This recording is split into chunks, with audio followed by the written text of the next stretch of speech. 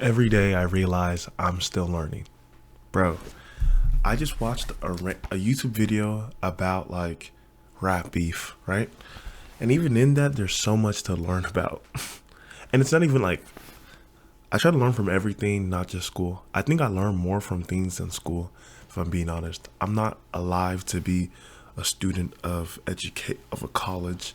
I'm alive to be a student of life. But there's so much to learn. Dude, like, okay, I'm just gonna read you some notes from the video I was watching. Once published, art is forever. A word can never truly be taken back.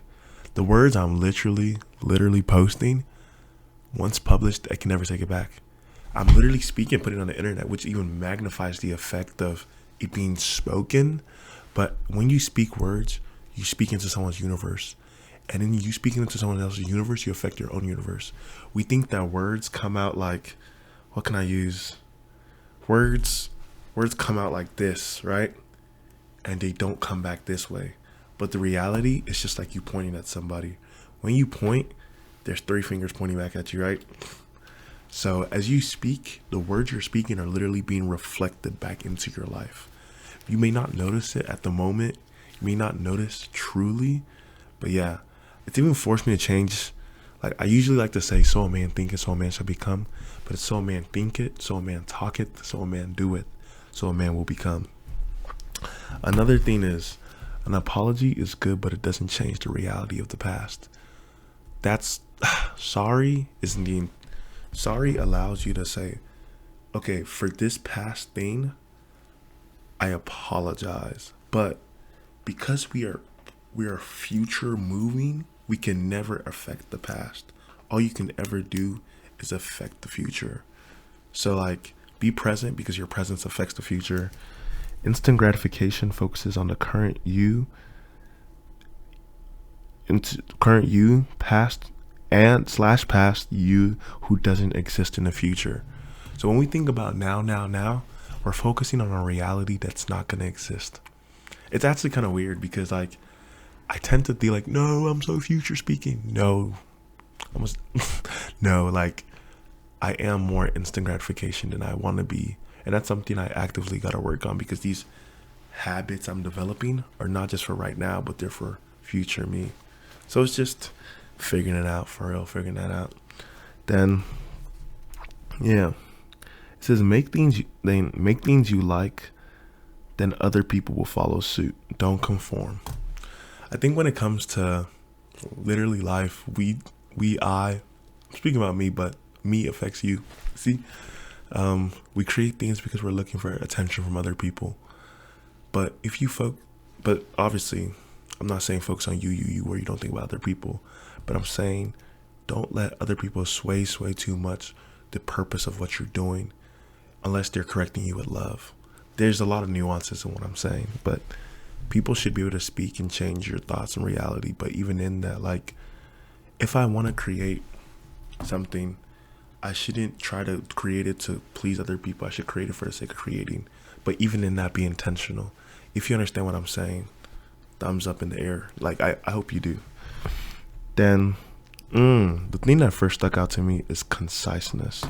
My iPad died when I was writing it, but conciseness is actually about the density and the value of your words and not the length, which is like, duh, but a lot of dumb moments have been making more sense to me lately.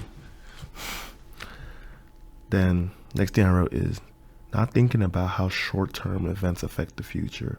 Act now for the future. So much of the now we do affects us in the future, even though we don't realize. I will not realize how my now affects my future until I'm in it. I didn't realize how coming to America is affecting me right now.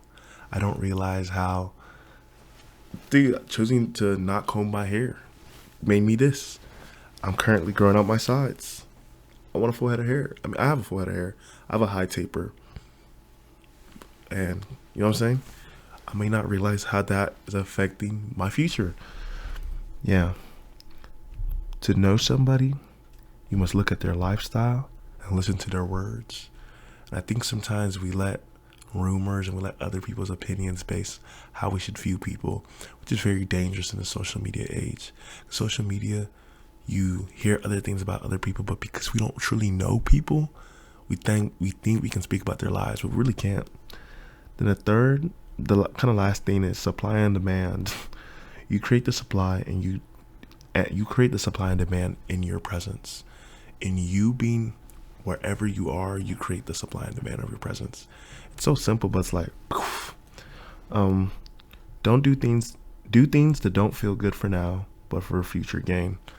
I may not really like to run for real, but it's not about current Mitchell. It's about future me. I want to be able to run with my kids. I want to be able to be movement for my kids. I don't want to be fat and old and stuff like that, you know? That's real rap. Speak the truth. Because it's easy to lie, we must choose to go against the grain and speak truth. I literally think lying is way more easier than saying the truth, which is like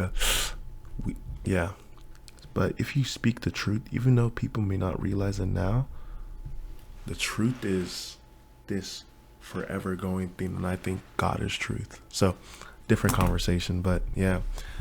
Then something that stuck out to me in the video is, my friend literally asked me this the other day, but I don't think I really took enough time to ask myself. So I'm going to ask y'all this. What motivates y'all? What motivates you to truly move? I realize I look so tired, but I haven't even done enough to be tired. So one more time, what motivates you to move? Really take time to think about this. I was like, duh, I know, but I'm going to ponder on this for a couple hours. Yeah, and I love y'all. Hopefully these make you think.